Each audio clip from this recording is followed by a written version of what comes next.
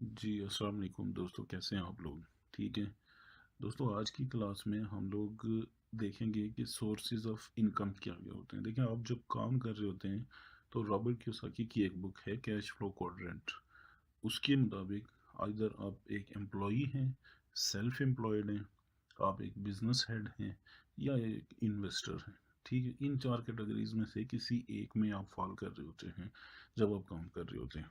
तो इनकी डिटेल तो मैं थोड़ी देर में बताता हूँ। थोड़ा-सा ओवरव्यू दे दूँ कि एम्प्लॉयी आप तब हैं, जब किसी बिज़नेस में, किसी कंपनी में आप जॉब कर रहे होते हैं, ठीक है? आपका उसमें कोई ऐसा शेयर नहीं होता है, आप सिर्फ़ नौकरी कर रहे होते हैं। उनके प्रॉफ़िट एंड लॉस में जो भी होगा, उससे आपको फ़र्क नहीं पड़ेगा। आपको मंथली सैलरी एक मिलती रहेगी, मंथली इनकम आती रहेगी। इर्रेस्पेक्टिव कोई मिसहैप होता है, वो आपको फायर करते हैं। तो जब तक आप जॉब पे हैं, आपको वो सैलरी देंगे। दूसरा होता है सेल्फ एम्प्लॉयड।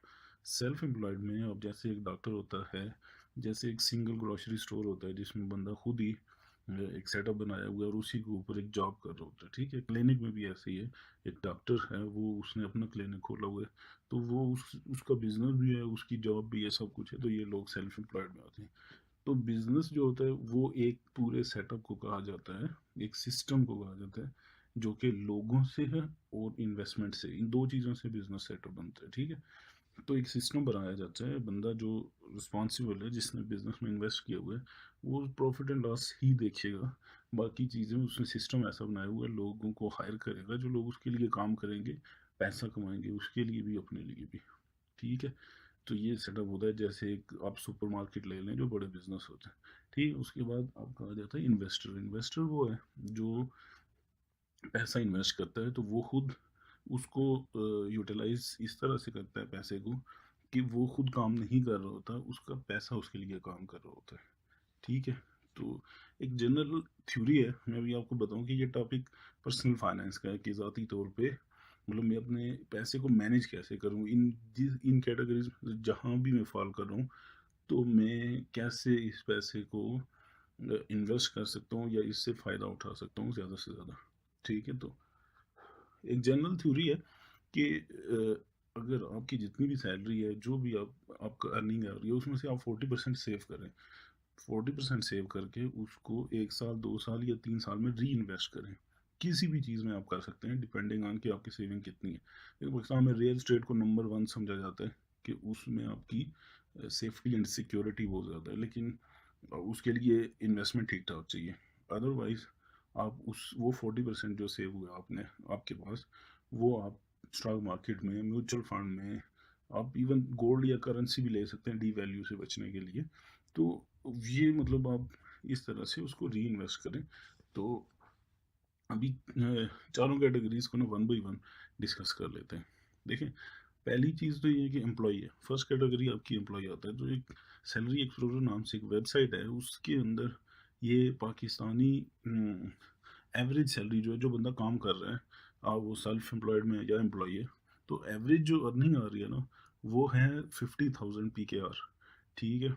तो हम उस 50,000 को ही लेके 40% वाला फार्मूला उस पे लगाते हैं।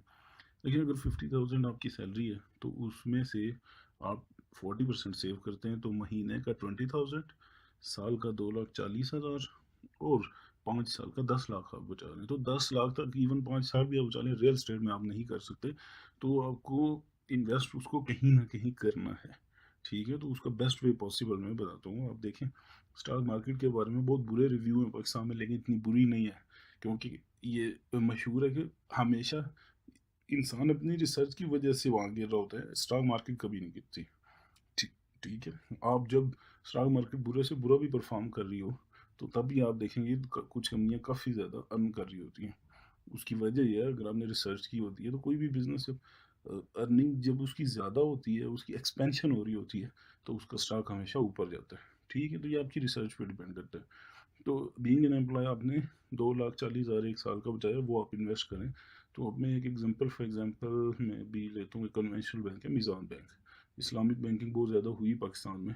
तो अगर आपने यानी फरवरी 2018 में अगर उसका शेयर लिया ना, पर शेयर, तो वो 55 का पड़ता था, ठीक है? तो 2,40,000 के जब आपने लिए, तो 3,200 आपको शेयर मिले। तो आपने जब उसको फ़ेब 2019 में आप उसको सेल करते हैं, तो वो 99 का है, ठीक है? तो ये तकरीबन 30% अराउंड 30% डिविडेंड और जो उसका प्रॉफ़िट आ रहा है, वो आपको मिलेगा 30%, ठीक है? तो वो इतना आपकी जो 1 साल की अर्निंग है, वो 30% आपके लिए अर्न कर रही है, ठीक है? ये नहीं आपका पैसा आपके लिए पैसा कमा रहा है। तो इस तरह अगर आप बिल्कुल ही आप चाह रहे हैं यार ये रिस्क है बहुत बड़ा, तो जो पैसे हैं वो भी डूब जाएँगे, तो म्यूचुअल फंड में करें। यानी कुछ ना कुछ उस पैसे के साथ ज़रूर करें, वो म्यूचुअल फंड में करें, म्यूचुअल फंड से आप कमा लें, ठीक है? तो ये मतलब इस तरह बीइंग एन एम्प्लॉयी आप 40% सेव करें, लेकिन उसको मैक्सिमम 1, 2, 3 साल में इन्वेस्ट करें, क्योंकि पैसे की वैल्यू नहीं है। अगर आपने कुछ भी नहीं करना, उससे गोल्ड या आप डॉलर लेके रख दें, एटलीस्ट आप करेंसी डीवैल्यू से बचें, ठीक है? अभी दूसरी कैटेगरी आती है सेल्फ एम्प्लॉयड, ठीक है? उसमें आपके डॉक्टर आ जाते हैं, वकील आ जाते हैं, एक ग्रोसरी स्टोर किसी ने खोला हुआ है, एक इवन बार्बर शॉप किसी ने खोली हुई है, कोई भी।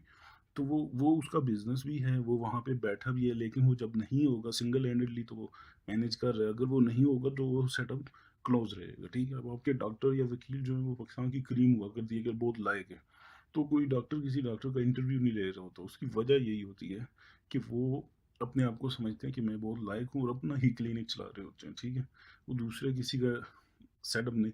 तो जब आप देखेंगे हॉस्पिटल किसी ने बनाया तो बहुत कम आपको डॉक्टर्स मिलेंगे, ज़्यादा आपको मिलेंगे बिजनेसमैन जो ये सेटअप लगाते हैं और डॉक्टर्स हायर करते हैं, ठीक है?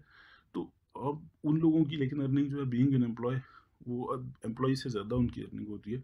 तो उनके लिए ये फील्ड्स ओपन है, चाहे वो रियल एस्टेट में करते हैं, अगर अर्निंग ज़्यादा है तो सबसे अच्छी तो रियल एस्टेट है। स्टॉक मार्केट है, म्यूचुअल फंड है, बहुत सारी जगह है जहाँ पे आप इन्वेस्टमेंट कर सकते हैं। यूट्यूब पे बहुत सारे आपको बिज़नेस आइडियाज़ मिल जाएँगे। तो अगर आपकी एक्सपर्टीज़ हैं लगाएँ, अदरवाइज़ ये जो मैं बता रहा हूँ इनमें एक्सपर्टीज़ बहुत ज़्यादा नहीं चाहिए। आपका म्यूचुअल फंड है या प्रॉपर्टी है वो आपको कभी नुकसान देते ही नहीं। आप म्यूचुअल फंड का इन्वेस्टमेंट कंपनीज़ से देख लें, कभी कोई 4% 5% चांस है, अदरवाइज़ 95% आप प्रॉफ़िट में ही जाते हैं, क्योंकि उनके पास एक्सपर्ट होते हैं जो ये इन्वेस्ट करते हैं, ठीक है? अब सेल्फ एम्प्लॉयड के बाद है जी बिज़नेस। देखिए बिज़नेस हम लोग समझते हैं कि अगर किसी के पास कोई किराना स्टोर है तो वो बिज़नेस है, वो बिज़नेस नहीं है, वो सेल्फ एम्प्लॉयड में होता है। बिज़नेस उस सिस्टम को कहा जाता है जो आप एस्टेब्लिश करते हैं और उस सिस्टम के अंदर लोग काम करते हैं। तो आपकी इन्वेस्टमेंट और आपका सिस्टम ये मिलके एक बिज़नेस बनता है। उसमें लोग काम कर रहे होते हैं, वो आपके लिए भी कमा रहे होते हैं, वो अपनी सैलरी के लिए भी कमा रहे होते हैं। ठीक है? तो ये मेन चीज़ बिज़नेस में यही है कि आप मेनली प्रॉफ़िट एंड लॉस में बंदा जो बिज़नेस ओनर है वो देख रहा होता है। अदरवाइज़ जो चीज़ें हैं जो उस सेटअप को चलाना, फॉर एग्ज़ाम्पल एक सुपरमार्केट है बड़ी, तो वो जो चला रहा है बंदा वो एक मतलब बड़े लेवल का बंदा है और उसने इन्वेस्ट किया हुआ है, उसने एक सिस्टम बनाया हुआ है, वो बैठा हुआ है और लोग काम कर रहे हैं, ठीक है? इस तरह के बड़े स्टोर बहुत सारे एग्ज़ाम्पल्स हैं। इस तरह के लोग जब सेविंग करते हैं ना, फ़ॉर्मूला यही है, लेकिन वो इंटरनेट पे आते नहीं है, क्योंकि उनके पास बहुत सारा उनका एक ज़ेन एक्सपेंड हो रहा होता है जी, मार्केट में क्या चीज़ इन है या कहाँ पे प्रॉफ़िट है, ठीक है? उनके लिए मतलब बेस्ट वो यही करते हैं हमेशा, अक्सर मैंने देखा यही करते हैं कि वो जो अपना ही बिज़नेस है ना, उसी को एक्सपेंड करते हैं। फॉर एग्ज़ाम्पल उन्होंने सेव कर ली एक सर्टेन अमाउंट, तो वो अब सुपरमार्केट है ना, उधर क्लोथिंग करनी है, क्लोथिंग का, स्पोर्ट्स वियर का, किसी चीज़ का सेटअप एक एक्स्ट्रा लगा लेते हैं कि इसकी वजह से मेरे बाकी चीज़ों की सेल होगी और बाकी चीज़ों की वजह से इसकी सेल होगी। तो उसमें उनको कैलकुलेशंस में वो पूरे होते हैं, उनके नंबर पूरे होते हैं, उनको आइडिया होता है इस चीज़ का। लेकिन उसके बाद आता है इन्वेस्टर। इन्वेस्टर के बारे में ये है कि वो पैसा नहीं कमाते हैं, उनका पैसा उनके लिए पैसा कमाता है। ठीक है? तो वो इन्वेस्टर क्या करता है, चाहे स्टॉक मार्केट हो, चाहे एक रियल एस्टेट में ले ले और उसको रेंट आउट कर ले, रेंट आ रहा है, वो बंदा वेकेशन पे जाए, वो बंदा out of city, out of country, जहाँ मर्ज़ी जाए, लेकिन उसका पैसा जहाँ पे है, उसको मंथली रेंट भी आ रहा है, उसको जो शेयर्स खरीदे हुए हैं, उनमें से भी पैसा आ रहा है, उसने अगर कोई बॉन्ड सर्टिफ़िकेट खरीदे हुए हैं, उनमें से भी पैसा आ रहा है, वो काम नहीं कर रहा होता है। सही है? तो इन्वेस्टर जो है वो फाइनेंशियल फ्रीडम इसको कहते हैं कि आप जो मर्ज़ी करें, आपके पैसा आपके लिए पैसा कमा रहा हो। लेकिन फाइनेंशियल फ्रीडम तक पहुँचने के लिए आपको बहुत टाइम लगता है, आप डे 1 से नहीं लग सकते, उसमें पैसा बहुत चाहिए, इन्वेस्टमेंट बहुत चाहिए। हाँ, लेकिन being an employer, self employed और बिज़नेस, आप इन्वेस्टर बन सकते हैं, पार्ट टाइम इन्वेस्टर उसको कहते हैं कि आपने रियल एस्टेट ले ली, उसको रेंट रेंट आउट कर दिया, तो आप इन्वेस्टर हो सकते हैं, लेकिन आप फुल टाइम नहीं होंगे, क्योंकि आप किसी और जॉब पे या किसी बिज़नेस में भी हैं, ठीक है, आपको जब वहाँ से आज़ादी मिलेगी तो इसको बोलते हैं फाइनेंशियल फ्रीडम। थैंक यू दोस्तों, अगली क्लास में मिलते हैं। अगर कोई क्वेश्चन है तो यू आर वेलकम।